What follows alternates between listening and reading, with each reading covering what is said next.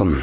In front of me is a Samsung Galaxy A33, and today I will show you how you can format your SD card. So to get started, let's open up Settings.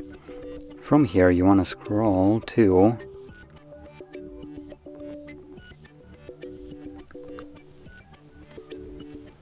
I believe it's in Battery and Device Care. Yep, so there we go. And in here you'll find Storage. Click on it.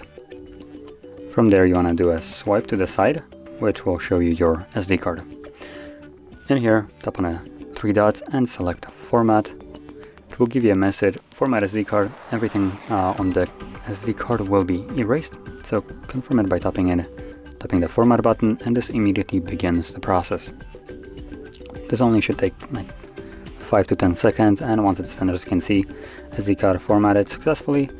So it's already finished, so we can close this, and there we go. Now, if you found this very helpful, don't forget to hit like, subscribe, and thanks for watching.